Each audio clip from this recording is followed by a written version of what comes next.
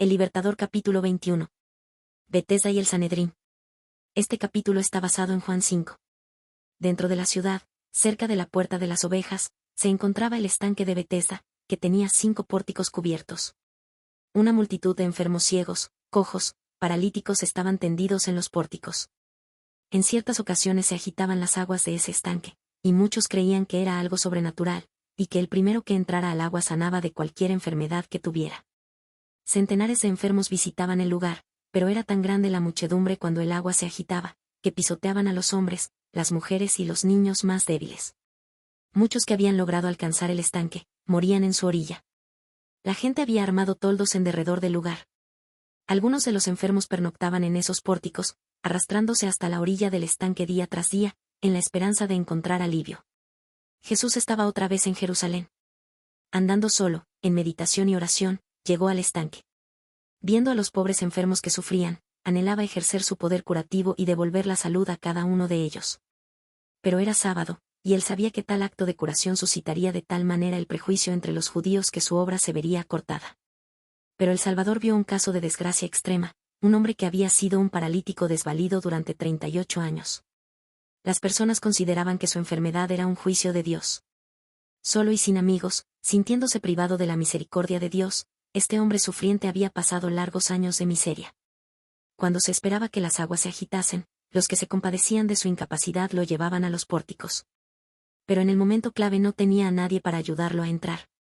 Había visto revolverse el agua, pero nunca había podido llegar más cerca que la orilla del estanque. Su constante esfuerzo y su continua desilusión estaban agotando rápidamente el resto de sus fuerzas. El enfermo estaba acostado en su estera cuando un rostro compasivo se inclinó sobre él. Las palabras "te gustaría recuperar la salud" atrajeron su atención. Sintió que de algún modo iba a recibir ayuda. Pero el brillo de esas palabras de ánimo pronto se apagó. Se acordó de cuántas veces había tratado de alcanzar el estanque. «Es que no puedo, Señor, porque no tengo a nadie que me meta en el estanque cuando se agita el agua. Siempre alguien llega antes que yo». Jesús no le pidió a este hombre sufriente que ejerciera fe en él. Simplemente, le dijo: «Ponte de pie, toma tu camilla y anda». Pero la fe del hombre se aferró a esas palabras. En cada nervio y músculo de su cuerpo atrofiado pulsó una nueva vida. Tuvo la voluntad de obedecer a la orden de Cristo, y sus músculos respondieron consecuentemente. De un salto se puso de pie, y se dio cuenta de que podía moverse con facilidad y soltura. El secreto de la curación espiritual. El hombre podría haberse detenido a dudar, y haber perdido su única oportunidad de sanar. Pero creyó en la palabra de Cristo, y al obrar de acuerdo con ella recibió fuerza. Por medio de la misma fe podemos recibir curación espiritual. El pecado nos separó de la vida de Dios y nos atrofió. Por nosotros mismos somos tan incapaces de vivir una vida santa como aquel lisiado lo era de caminar. Muchos que comprenden su impotencia y anhelan tener vida espiritual luchan en vano para obtenerla. El Salvador se inclina sobre esas personas que luchan desanimadas, diciéndoles con ternura y compasión: «¿Te gustaría recuperar la salud? No esperes hasta sentir que estás sano. Cree en su palabra y pon tu voluntad de parte de Cristo. Al obrar de acuerdo con su palabra, recibirás fuerzas. Cualquiera que sea el mal hábito que haya llegado a esclavizar tu alma y cuerpo, Cristo puede librarte. Él impartirá vida a quienes están muertos a causa de su desobediencia». El paralítico sanado se agachó para recoger su estera y su manta, y al enderezarse, miró alrededor de sí en busca de su libertador. Pero Jesús se había perdido entre la muchedumbre. Mientras se iba apresuradamente con paso firme y seguro, regocijándose en la fuerza que acababa de recobrar, les contó a varios fariseos sobre su curación. Les sorprendió la frialdad con que lo escuchaban. Lo interrumpieron, preguntándole por qué llevaba su cama en el día del Señor. En su gozo, el hombre se había olvidado de que era sábado. Con osadía, les contestó: «El hombre que me sanó me dijo: toma tu camilla y anda». Le preguntaron quién había hecho eso, pero él no lo sabía. Esos príncipes deseaban una prueba directa para poder condenar a Jesús por violar el sábado. No solo había quebrantado la ley por sanar al enfermo en sábado, sino además había cometido un sacrilegio al ordenarle que llevase su cama. Obligaciones sin sentido. Los judíos habían pervertido de tal manera la ley con requerimientos sin sentido, que hacían de ella un yugo esclavizador y habían hecho de su observancia una carga intolerable. Un judío no podía encender fuego, ni siquiera una vela, en sábado. Como consecuencia, el pueblo necesitaba que los gentiles hicieran muchas cosas que sus reglas les prohibían hacer por sí mismos. Pensaban que la salvación se limitaba a los judíos, y que como los demás no tenían esperanza alguna, que hicieran estas cosas prohibidas no empeoraría su condición. Pero Dios no ha dado mandamientos que no puedan ser obedecidos por todos. En el templo, Jesús se encontró con el hombre que había sido sanado. Había venido a traer una ofrenda por el pecado y otra de acción de gracias por la gran merced recibida. Jesús se le dio a conocer. El hombre sanado se llenó de gozo al encontrar a su libertador. Como desconocía la enemistad que ellos sentían hacia Jesús, dijo a los fariseos que él era el que había realizado la curación. Precisamente por esto los judíos perseguían a Jesús, pues hacía tales cosas en sábado. Jesús fue llevado ante el Sanedrín para responder a la acusación de haber violado el sábado. Si en ese tiempo los judíos hubiesen sido una nación independiente, esta acusación habría servido a su intención de darle muerte. Pero sus acusaciones contra Cristo no tendrían peso en un tribunal romano. Sin embargo, esperaban conseguir otros objetivos. Cristo estaba logrando una influencia mayor sobre el pueblo que la de ellos, y muchos que no se interesaban en las peroratas de los rabinos eran atraídos por su enseñanza. Hablaba de Dios no como un juez vengador, sino como un Padre tierno. Tanto por sus palabras como por sus obras de misericordia, estaba quebrantando el poder opresivo de los mandamientos de origen humano, y presentando el amor de Dios. La gente se congregaba alrededor de Jesús. En una de las más antiguas profecías dadas acerca de Cristo, está escrito: No se te quitará el cetro, Judá, ni el símbolo de poder de entre tus pies, hasta que venga Silo y en torno a él se congreguen los pueblos.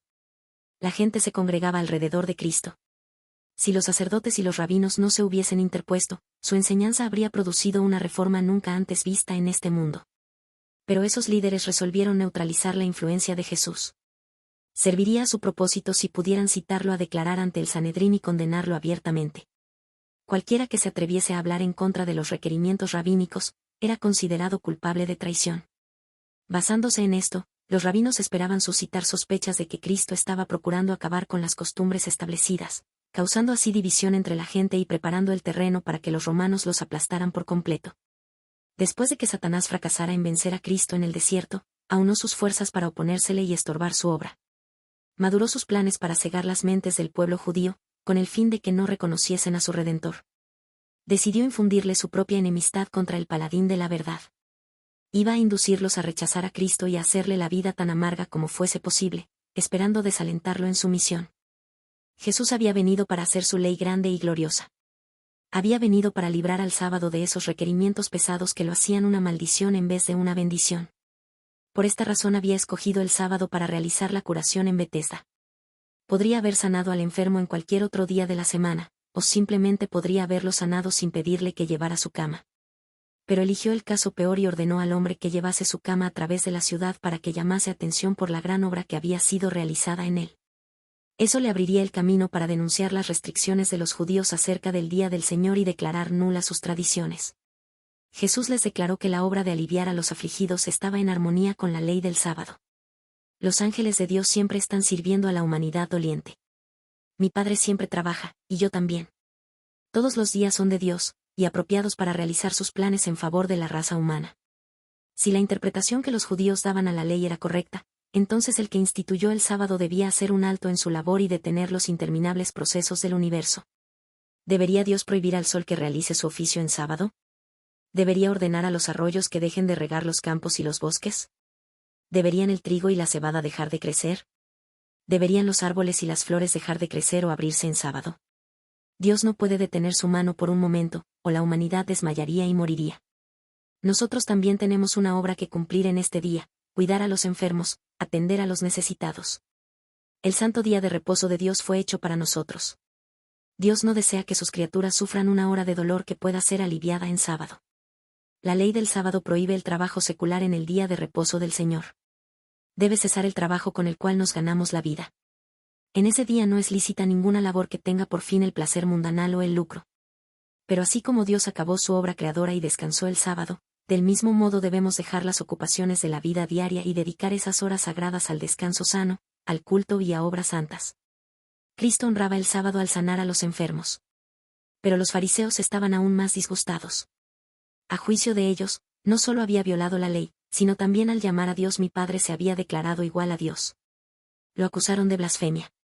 Estos adversarios de Cristo solo podían referirse a sus costumbres y tradiciones, y éstas se veían endebles y anticuadas cuando se las comparaba con los argumentos que Jesús había sacado de la palabra de Dios y del incesante ciclo de la naturaleza.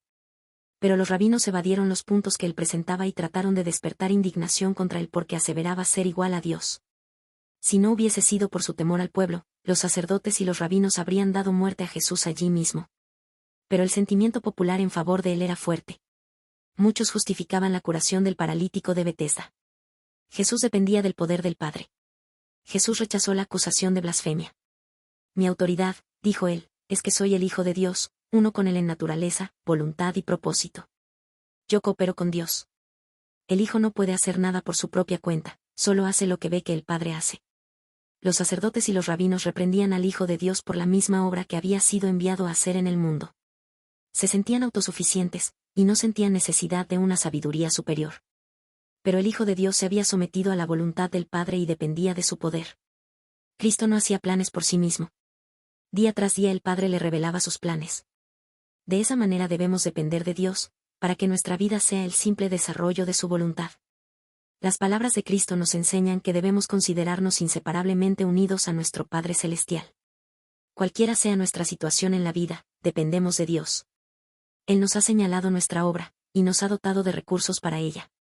Mientras sometamos la voluntad a Dios, y confiemos en su fuerza y sabiduría, Él nos guiará por sendas seguras para cumplir nuestra parte señalada en su gran plan.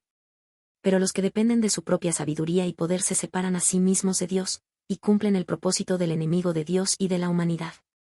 Los saduceos creían que no habría resurrección del cuerpo, pero Jesús les dijo que una de las mayores obras de su Padre es la de resucitar a los muertos, y que él mismo tenía el poder para hacerlo. Así como el Padre da vida a los que resucita de los muertos, también el Hijo da vida a quien él quiere. Se acerca el tiempo, de hecho, ya ha llegado cuando los muertos oirán mi voz, la voz del Hijo de Dios, y los que escuchen, vivirán. Cristo les dijo que ya estaba entre ellos el poder que da vida a los muertos, y que verían la manifestación de ese poder. Este mismo poder de resucitar es el que da vida al alma y nos liberta del poder del pecado, que lleva a la muerte. Por medio de la fe, somos protegidos del pecado. Los que abren su corazón a Cristo llegan a ser participantes de ese gran poder que sacará su cuerpo de la tumba. El humilde Nazareno se elevó por encima de la humanidad, se quitó la apariencia de pecado y de vergüenza, y se reveló como el Hijo de Dios, uno con el Creador del universo. Sus oyentes quedaron mudos del asombro. Nadie habló jamás palabras como las suyas, ni tuvo un porte de tan real majestad. Sus declaraciones eran claras y explícitas, presentaban su misión de forma manifiesta. El Padre no juzga a nadie, sino que le ha dado al Hijo autoridad absoluta para juzgar. El Padre le ha dado autoridad para juzgar a todos, porque es el Hijo del Hombre. Los sacerdotes y los príncipes habían querido tomar el papel de jueces para condenar la obra de Cristo, pero Él se declaró juez de ellos y de toda la tierra. Toda bendición de Dios a la raza caída ha venido a través de Él. Tan pronto como hubo pecado, hubo un Salvador. Y el que dio luz a todos, el que nos ha seguido con las más tiernas súplicas, tratando de ganarnos del pecado a la santidad, es a la vez nuestro abogado y juez. El que ha procurado a través de todos los siglos arrebatar cautivos del dominio del engañador, es quien pronunciará el juicio sobre cada alma. Porque bebió hasta las últimas gotas de la aflicción y la tentación humanas, y comprende nuestras debilidades, porque resistió las tentaciones de Satanás, y tratará justa y tiernamente con aquellos por cuya salvación derramó su sangre. Por todo esto, Dios designó al Hijo del Hombre para realizar el juicio. Pero Dios no envió a su Hijo al mundo para condenar al mundo, sino para salvarlo por medio de él. Y delante del Sanedrín, Jesús declaró: todos los que escuchan mi mensaje y creen en Dios, quien me envió, tienen vida eterna. Nunca serán condenados por sus pecados, pues ya han pasado de la muerte a la vida. Resurrección para gozar de la vida eterna. Ya se acerca el tiempo en que todos los que están en las tumbas oirán la voz del Hijo de Dios y resucitarán. Los que hicieron el bien resucitarán para gozar de la vida eterna, y los que continuaron en su maldad resucitarán para sufrir el juicio. Resplandecía sobre Israel la única luz que puede iluminar la oscuridad de la tumba. Pero la obstinación es ciega. Jesús había violado las tradiciones de los rabinos, y ellos se rehusaban a creer. El tiempo, el lugar, la ocasión y la intensidad de los sentimientos que dominaban a la asamblea se combinaron para hacer más impresionantes las palabras de Jesús ante el Sanedrín. Las más altas autoridades religiosas de la nación procuraban matar al que se declaraba el restaurador de Israel. Habían citado ante un tribunal al Señor del sábado para responder a la acusación de violar el sábado. Sus jueces lo miraron con asombro e ira, pero sus palabras eran incontestables. Negó a los sacerdotes y los rabinos el derecho a interrumpir su obra. No aceptó declararse culpable de esas acusaciones ni ser instruido por ellos. En vez de disculparse, Jesús reprendió a los príncipes por su ignorancia de las Escrituras. Declaró que habían rechazado la palabra de Dios, puesto que habían rechazado a quien Dios había enviado. Ustedes estudian las Escrituras a fondo porque piensan que ellas les dan vida eterna, pero las Escrituras me señalan a mí. Las Escrituras del Antiguo Testamento irradian la gloria del Hijo de Dios. Todo el sistema del judaísmo, que había sido dado por Dios, era una profecía compacta del Evangelio. Bajando por la línea patriarcal y el sistema legal, la gloriosa luz del cielo delineaba claramente las pisadas del Redentor. En todo sacrificio se revelaba la muerte de Cristo. En toda nube de incienso ascendía su justicia. En el solemne misterio del lugar santísimo moraba su gloria. El concilio fracasa en su intento de intimidar a Jesús. Los judíos suponían que en el mero conocimiento externo de las Escrituras tenían vida eterna. Pero, habiendo rechazado a Cristo en su palabra, lo rechazaron en persona. Les dijo: ustedes se niegan a venir a mí para recibir esa vida. Los dirigentes judíos habían estudiado las enseñanzas de los profetas, pero no lo habían hecho con un sincero deseo de conocer la verdad, sino con el propósito de hallar pruebas que sostuvieran sus esperanzas ambiciosas. Cuando Cristo vino de una manera diferente a sus expectativas, no quisieron aceptarlo, y trataron de probar que era un impostor. Cuanto más directamente les hablaba el Salvador en sus obras de misericordia, más resueltos estaban a resistir la luz. Jesús dijo: la aprobación de ustedes no significa nada para mí. No deseaba la aprobación del Sanedrín. Estaba investido con el honor y la autoridad del cielo. Si lo hubiese querido, los ángeles habrían venido a rendirle homenaje. Pero para beneficio de ellos mismos, y por causa de la nación de la que eran líderes, deseaba que los príncipes judíos reconociesen su carácter. Yo he venido en nombre de mi Padre, y ustedes me han rechazado. Sin embargo, si otros vienen en su propio nombre, ustedes los reciben con gusto. Cuando vinieran otros fingiendo tener el carácter de Cristo, pero buscando su propia gloria, estos serían aceptados. ¿Por qué? Porque el que busca su propia gloria satisface el deseo de exaltación propia en los demás. Los judíos recibirían al falso maestro porque adularía su orgullo. Pero la enseñanza de Cristo era espiritual, y exigía el sacrificio del yo, por tanto, no querían recibirla. Para ellos, su voz era la voz de un extraño. ¿No hay hoy muchos líderes religiosos que están rechazando la palabra de Dios con el fin de conservar sus tradiciones? Si en verdad le creyeran a Moisés, me creerían a mí, porque él escribió acerca de mí, pero como no creen en lo que él escribió, ¿cómo creerán lo que yo digo?